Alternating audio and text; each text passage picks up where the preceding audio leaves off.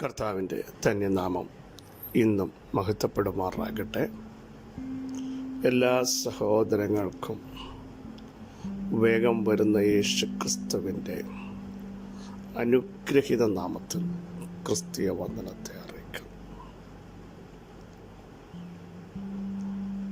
ജ്യോത്സവമായി നമ്മെ നടത്തുന്ന ദൈവം, കരങ്ങളിൽ വഹിക്കുന്നവൻ, മാർവോടെ ചേർക്കുന്നവൻ,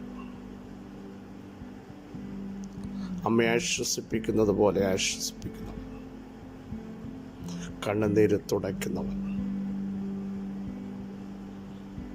പതുക്കെ നടത്തേണ്ടടുത്ത് പതുക്കെ നടത്തുന്നവൻ, ഭയം വരുമ്പോൾ ഭയപ്പെടണ്ട, ഞാൻ നിന്നോട് കൂടെയുണ്ട്, ഭ്രമിച്ചു നോക്കണ്ട, ഞാൻ നിന്റെ ദൈവമാകുന്നു എന്ന് പറഞ്ഞ് ശക്തി പകരുന്ന ആ സാന്നിധ്യത്താൽ നമ്മെ നയിക്കുന്നവൻ, ബലം ക്ഷയിക്കുമ്പോൾ തള്ളിക്കളയാത്തവൻ, ബലഹീനതയിൽ തികഞ്ഞു വരുന്ന ദൈവശക്തിക്കായി നമുക്ക് നന്ദി നിറഞ്ഞ ഹൃദയത്തോടെ സ്തോത്രം ചെയ്യാം. ഇതാ തനിച്ചു വാർക്കുന്ന ജനം ജാതികളുടെ കൂട്ടത്തിൽ എണ്ണപ്പെടുന്നില്ല, എങ്കിലും അവരെ നടത്തുന്നൊരു ദൈവമുണ്ട്.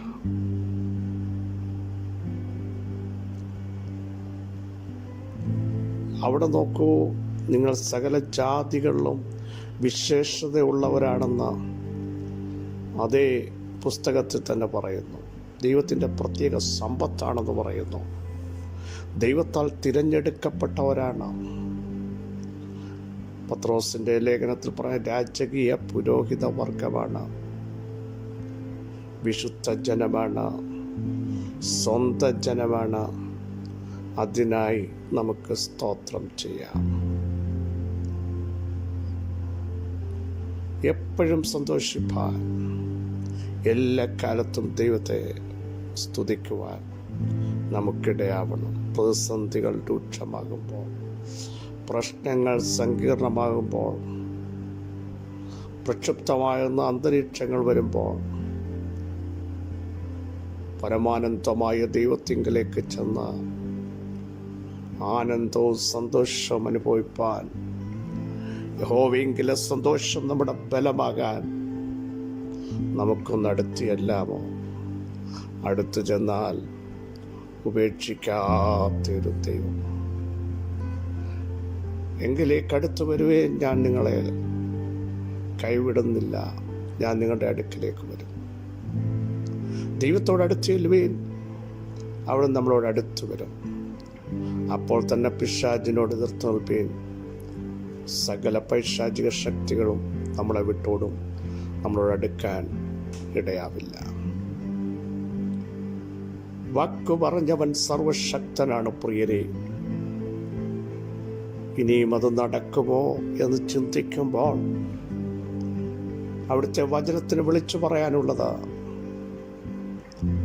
അവിടുത്തെ വാഗ്ദത്തങ്ങൾ തീർന്നു പോയിട്ടില്ല. ഏത് സാഹചര്യങ്ങളിലും നടത്തിത്തരാൻ കഴിവുള്ളവൻ. നോക്കൂ, ദൈവം 400 വർഷങ്ങൾക്ക് മുമ്പ് ജനത്തെ പുറപ്പെടുവിക്കുമെന്ന് അബ്രഹാമിനോട് പറഞ്ഞില്ലേ? ഈ ജനം പ്രവാസത്തിൽ പോകും, 400 സംവത്സരം അവിടെ അടിമകളായിരിക്കേണ്ടി വരും, പരദേശികളാകും. പക്ഷേ 400 സംവത്സരം കഴിയുമ്പോൾ ഞാൻ അവരെ പുറത്തു കൊണ്ടുവരും. നോക്കൂ, സാഹചര്യങ്ങളെതിരായിരുന്നു. പുറത്തു വരാൻ പറവോൻ പിടിച്ചു നിർത്താനുള്ള സകല സംവിധാനങ്ങളും ഒരുക്കി. പക്ഷെ വാക്കു പറഞ്ഞ ദൈവത്തിൻ്റെ വാഗ്ദത്തത്തെ തടയാൻ പറവോന് കഴിഞ്ഞില്ല. മിസ്രയീം ശക്തികൾക്ക് കഴിഞ്ഞില്ല, രഥത്തിന് കഴിഞ്ഞില്ല, കുതിരയ്ക്ക് കഴിഞ്ഞില്ല, ഒരു അധികാരത്തിനും സ്വാധീനത്തിനും കഴിഞ്ഞില്ലെങ്കിൽ ഇന്ന് പകൽ ധൈര്യത്തോടെ വിളിച്ചു പറ, എൻ്റെ ദൈവം പറഞ്ഞ വാഗ്ദത്തങ്ങളെ തടയാൻ, തടഞ്ഞു നിർത്തുവാൻ, അടച്ചു വെക്കുവാൻ ഒരു സംവിധാനത്തിന് കഴിയത്തില്ല. ഞാനത് വിശ്വസിക്കുന്നു. മുമ്പോട്ട് വന്നപ്പോൾ ചെങ്കടൽ പറഞ്ഞില്ലേ വഴിമാറത്തില്ലെന്ന്. ചെങ്കടൽ വഴിമാറത്തില്ലെന്ന് പറഞ്ഞപ്പോൾ അതിനു മുമ്പ് ദൈവം വർഷങ്ങൾക്ക് മുമ്പ് പറഞ്ഞു, എൻ്റെ ജലത്തെ ഞാൻ എത്തിക്കേണ്ടടത്ത് എത്തിക്കും, പാർപ്പിക്കേണ്ടടത്ത് പാർപ്പിക്കും. ഏത് ചെങ്കണ്ണ തടഞ്ഞു നിർത്താൻ പറ്റുന്നത്? അതല്ലേ അതിനകത്ത് വഴിയുണ്ടായത്. സാഹചര്യങ്ങൾ എതിരാകുമ്പോഴും സാഹചര്യങ്ങളുടെ നടുവിലൂടെ, എതിരായ സാഹചര്യങ്ങളുടെ അകത്തൂടെ നിങ്ങൾക്ക് വേണ്ടി വഴി തുറക്കാൻ കഴിവുള്ള ഉന്നതനായ ദൈവത്തിൻ്റെ സാന്നിധ്യം ഈ പകൽ ഒന്ന് തിരിച്ചറിയട്ടെ. യോശുവയുടെ പുസ്തകം 10-ാമത്തെ അധ്യായം 12-ാമത് വാക്യം. എന്നാൽ യോശുവ അമോന്യരെ ഇസ്രായേൽ മക്കളുടെ കയ്യിൽ ഏൽപ്പിച്ചു കൊടുത്ത ദിവസം യോശുവ യഹോവയോട് സംസാരിച്ചു. ഇസ്രായേൽ കേൾക്കെ, സൂര്യ നീ ഗിബെയോനിലും ചന്ദ്ര നീ അയ്യനോൾ താഴ്വരയിൽ നിൽക്ക എന്ന് പറഞ്ഞു. ഈ ഭാഗം ഒത്തിരി പ്രസംഗങ്ങൾ നമ്മൾ കേട്ടതാണ്. അമോന്യ ശക്തികളെല്ലാം കൂടെ ഗിബെയോൻ നിവാസികൾക്കെതിരെ, തൻ്റെ ജനത്തിനെതിരെ കൂട്ടമായി ആക്രമണം തൊടുത്തുവിട്ടു. ഭയപ്പെട്ടു പോയ ഗിബെയോൻ നിവാസികൾ യോശുവയുടെ അടുത്ത ആളുകളെ വിട്ടു. യോശുവയുടെ കാര്യങ്ങൾ പറഞ്ഞു. നമുക്കറിയാം, അവർ യോശുവയുടെ അടുത്ത വിവരം പറഞ്ഞപ്പോൾ യോശുവ ഇത് കണ്ട് ഭയപ്പെട്ടില്ല.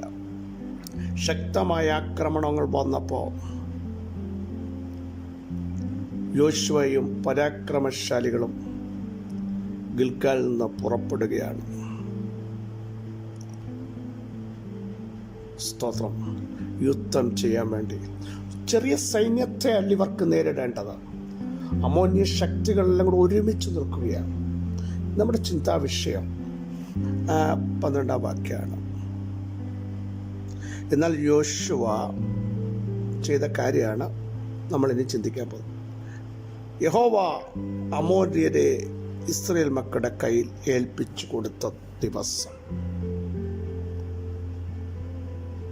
ആ ദിവസത്തേക്ക് ശക്തമായി അവിടെ രേഖപ്പെടുത്തിയിട്ടുണ്ട്.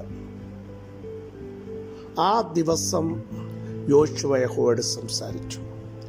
പ്രിയരെ, പ്രതിസന്ധി രൂക്ഷമാകുമ്പോൾ, യുദ്ധങ്ങൾ കൊടുമ്പിരി കൊള്ളുമ്പോൾ, തിരകൾ തള്ളിക്കയറുമ്പോൾ, സംയുക്തമായ ആക്രമണങ്ങൾ അഭിഷേകമുള്ളവർക്കെതിരെ വരുമ്പോൾ ചെയ്യേണ്ടത് ദൈവത്തോട് സംസാരിക്കണം. നോക്കൂ, നമ്മളാണെ പരിഭ്രമിക്കില്ലേ?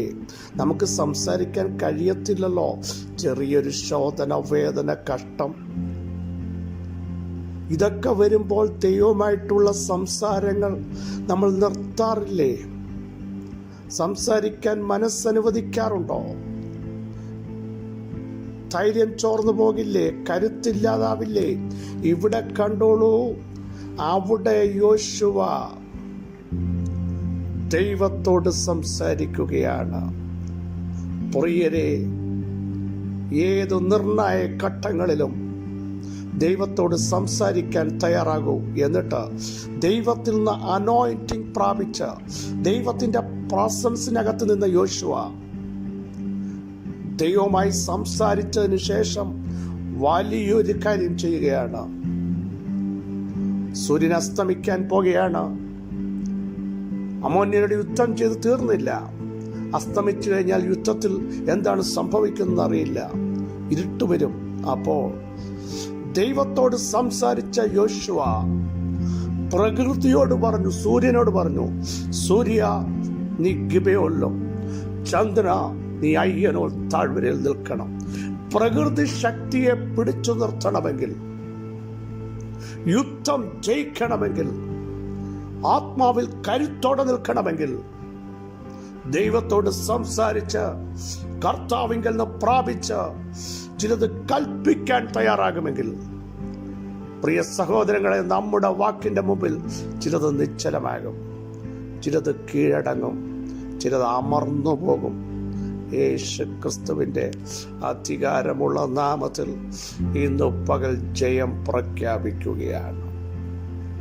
സൂര്യനോട് കൽപ്പിച്ചത് ദൈവത്തോട് സംസാരിച്ചതിന് ശേഷമാണ്, ദൈവത്തോട് പ്രാർത്ഥിച്ചതിന് ശേഷമാണ് ഏലിയാവ് മുകളിലെ നോക്കിയൊരു പ്രഖ്യാപനം നടത്തി ആഹാബിൻ്റെ കൊട്ടാരത്തിൽ ചെന്ന്, ഞാൻ പറഞ്ഞിട്ടല്ലാതെ മഞ്ഞും മഴയും ഇനി ഉണ്ടാവില്ല. ആകാശം അടച്ചില്ലേ? ദൈവത്തോട് സംസാരിച്ചിട്ടാണ്, ദൈവത്തോട് പ്രാർത്ഥിച്ചിട്ടാണ്. പ്രിയരെ, മുമ്പിൽ വരുന്ന വെല്ലുവിളികളെ ജയിക്കണമെങ്കിൽ, ചിലതിനെ നിശ്ചലമാക്കണമെങ്കിൽ, ചിലതിനോട് മാറിപ്പോകാൻ പറയണമെങ്കിൽ, ചിലത് കീഴടങ്ങണമെങ്കിൽ സ്വന്തം ശക്തി കൊണ്ട് കഴിയില്ല, ബുദ്ധി കൊണ്ട് കഴിയില്ല, കണക്കൂട്ടൽ കൊണ്ട് കഴിയില്ല. ദൈവത്തോട് സംസാരിക്കൂ. ആ ദിവസം, നിർണായകമായ ദിവസം, ആക്രമണം രൂക്ഷമാകുന്ന ദിവസം, പരാജയപ്പെടുമെന്ന് ചിന്തിക്കുന്ന നിമിഷം, ദൈവത്തോട് സംസാരിച്ചിട്ട് മുമ്പോട്ട് പോകാൻ തയ്യാറാകൂ. പരിശുദ്ധാത്മാവ് നിങ്ങളെ ടച്ച് ചെയ്യുകയാണ്. ദൈവാത്മാവ് നിങ്ങളെ ഇന്ന് പകൽ അധികാരപ്പെടുത്തുകയാണ്. ദൈവത്തോട് സംസാരിക്കാൻ എത്ര പേർ തയ്യാറുണ്ട്? ഇളകി വരുന്ന സമുദ്രമാകാം, അതിനെ നിശ്ചലമാക്കണമെങ്കിൽ ദൈവത്തോട് സംസാരിക്കും. ചിലത് മാറിപ്പോകണമെങ്കിൽ ദൈവത്തോട് സംസാരിച്ച് പറ, യേശുവിൻ്റെ നാമത്തിൽ അത് മാറിപ്പോകട്ടെ. അതിന് അവിടെ നിൽക്കാൻ പറ്റില്ല, അതിന് നിങ്ങളെ ദണ്ഡിപ്പിക്കാൻ പറ്റില്ല. അത് നിങ്ങളുടെ മുമ്പിൽ നിന്ന് മാറിപ്പോകുക. നിങ്ങളുടെ ശരീരത്തെ, മൈൻഡുകളെ, നാളുകളായി ഒതുക്കുന്ന ചില ദുർമണ്ഡലങ്ങളെ ഇന്ന് പകൽ ശാസിക്കണമോ? ദൈവത്തോട് സംസാരിച്ചിട്ട് അതിന്മേലൊരു അധികാരം ഏറ്റെടുക്കും. യേശുവിൻ്റെ നാമത്തിൽ തുറന്നു വരാത്തത് നിങ്ങൾ ആത്മാവിൽ ദൈവത്തോട് പ്രാർത്ഥിച്ചിട്ട് പറ, യേശുവിൻ്റെ നാമത്തിൽ തുറന്നു വരട്ടെ എന്ന് പറയുമ്പോൾ അത് സംഭവിക്കുന്ന പകൽക്കാലമാണ്. നിരാശപ്പെടരുത്, തളർന്നു പോകരുത്. ഒരുമിച്ച് വരുന്ന ശക്തികളെ കണ്ട് ഭയപ്പെടരുത്. ധൈര്യത്തോടെ പറ, ഞങ്ങൾ ദൈവത്തോട് സംസാരിക്കാൻ പോയി. യേശുവിൻ്റെ നാമത്തിൽ ആ ദിവസം ഇസ്രായേൽ ജയിച്ചു കേട്ടോ. ദൈവത്തോട് നീ സംസാരിക്കുന്ന ദിവസം നീ പരാജയപ്പെടില്ല. ഒരു വലിയ ജയം കർത്താവ് നൽകാൻ പോവുക. സർവശക്തനായ ദൈവമേ, സർവജ്ഞാനിയായ ദൈവമേ, ഉന്നതനായ ദൈവമേ, ഉയർന്നിരിക്കുന്ന ദൈവമേ, ഞങ്ങളുടെ വേദനയുടെ, ഞങ്ങളുടെ തകർച്ചയുടെ രൂക്ഷമായ പ്രതിസന്ധി അലട്ടുമ്പോൾ ദൈവത്തോട് സംസാരിക്കാൻ, ദൈവത്തോട് ചേർന്നിരിക്കാൻ, ദൈവത്തിൽ നിന്ന് പ്രാപിച്ച അധികാരത്തോട് മുമ്പോട്ട് പോകാൻ അവിടുത്തെ ആത്മാവ് ഞങ്ങളെ സഹായിക്കുന്നതിനായി സ്തോത്രം. ഈ ബലത്തോടെ, ഈ ശക്തിയോടെ, ഈ കൃപയോടെ ഞങ്ങളെ നയിക്കുന്നതിനായി സ്തോത്രം. സകല മഹത്വവും അവിടുത്തെ പാദപീഠത്തിൽ മാത്രം അർപ്പിക്കുന്നു. യേശു ക്രിസ്തുവിൻ്റെ ധന്യമുള്ള നാമത്തിൽ കൃപയുണ്ടായി പ്രാർത്ഥന കേൾക്കണമേ. ആമേൻ. ക്രിസ്തുവിൽ വാത്സല്യ സഹോദരങ്ങളെ, ധൈര്യത്തോടെ മുമ്പോട്ട് പോകൂ. ദൈവത്തോട് ആലോചന ചോദിക്കൂ. കർത്താവിൽ നിന്ന് പ്രാപിക്കൂ. ചിലതിനോട് കൽപ്പിക്കൂ. ജയം നമുക്കുള്ളത്.